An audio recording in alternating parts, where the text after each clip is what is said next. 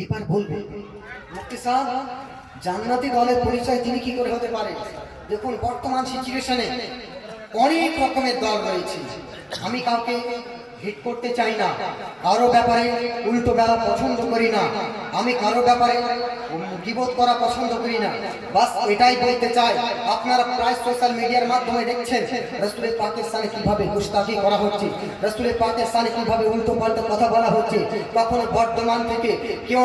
একজন বর্ধমানের মিহিদানা মোটা দানা সে এক রকমের আওয়াজ দিচ্ছে, কখনো কলকাতা থেকে রাসূলের পাকের শানে গুস্তাখি করছে, কেউ কখনো আপনার বাংলাদেশ থেকে রাসূলের পাকের শানে উল্টো পাল্টা কথা বলছে, রাসূলের পাকের ইলম সম্পর্কে, রাসূলের পাকের শানে রিসালাত সম্পর্কে উল্টো পাল্টা বলছে। বলবো আপনি যদি আমার ওস্তাদ যিনি শিখিয়ে দিয়ে গেলেন এই আলা হযরতকে যদি না চিনেন, তিনার ফতোয়ার প্রতি যদি আপনি কায়েম না থাকতে পারেন, তাহলে মনে করুন আপনি যদি তাদের দলে চলে যান, কাল কিয়ামতের দিন মাঠে মায়শারে আপনি সারা জীবন আপনি নামাজ পড়বেন, সারা জীবন আপনি রোজা করে গেলেন, সারা জীবন আপনি হজ করে গেলেন, সারা জীবন আপনি যাকাত দিয়ে গেলেন, কিন্তু মুসলমান আপনার ঈমানটাই থাকলো না, আলা হযরতকে চিনলেন না, আহলে সুন্নাত ওয়াল জামাতের মধ্যে অন্তর্ভুক্ত হলেন না, আহলে সুন্নাত ওয়াল জামাতের মধ্যে থাকতে পারলেন না। কাল কিয়ামতের দিন আপনি যখন এই নামাজটি দেখাবেন, আপনার নামাজ কোনো কাজ আসবে না, কারণ আপনার ঈমানটি নেই, আপনি সুন্নি হতে পারেননি, আপনি সহিহুল আকীদা হানাফি হতে পারেননি।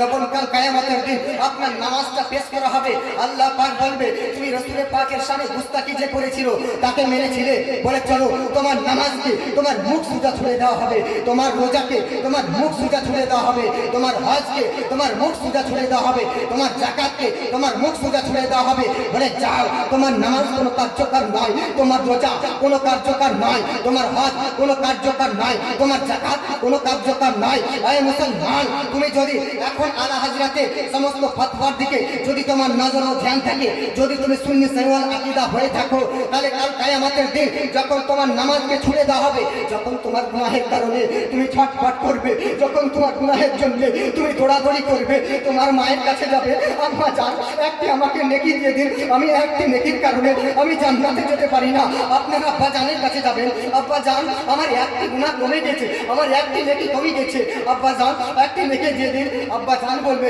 নাফসি নাফসি নাফসি, আব্বা জান বলবে আমার গুনাহের পাল্লা এতটাই বেশি আছে, বলে বেটা আমি তোমাকে দিতে পারবো না। এক এক করতে করতে সবারই কাছে যাবেন, সমস্ত এক এক করতে করতে হাদিস শরীফ উঠিয়ে দেখুন, বলা হয়েছে মিশকাত শরীফ, বুখারী, তিরমিজি, বড় বড় হাদিস গ্রন্থের কিতাব উঠিয়ে দেখুন, বলেন প্রায় আদম থেকে নিয়ে ঈসা নবীর কাছে যাবেন, যখনই যাবে যাওয়ার পর বলা হবে প্রত্যেকটা নবী ও রাসূল বলবে ইযহাবু ইলা গায়রি, ইযহাবু ইলা গায়রি, ইযহাবু ইলা গায়রি, বলে অমুক জনের কাছে যাও, অমুক জনের কাছে চলে যাও, অমুক জনের কাছে চলে যাও। এক এক করতে করতে আপনাকে ফিরিয়ে দিবে। যখনই আপনি হাহাকার করে কান্না করবেন, যখন আপনার আর কোনো উপায় থাকবে না, যখন আপনার আর কোনো আকাঙ্ক্ষা থাকবে না, আপনাকে জাহান্নামের দিকে নিক্ষেপ করা হবে। একদিক দিয়ে আপনার নবী আওয়াজ দিবেন, বলে আয় আমার উম্মতরা, যারা সুন্নি সহিহুল আকীদা ছিলে, যারা সুন্নি জামাতের অন্তর্ভুক্ত ছিলে, চলে এসো, আমার উম্মত যারা রয়েছে সুন্নি জামাতের যারা মানুষ থাকবে, তাদেরকে দয়াল নবী আমার শাফাআত করে জান্নাতের মধ্যে প্রবেশ করাবে। সুবহানাল্লাহ, নারায়ে তাকবীর, নারায়ে সালাত, মাসলাকে আলা হযরত, নারায়ে তাকবীর, নারায়ে সালাত।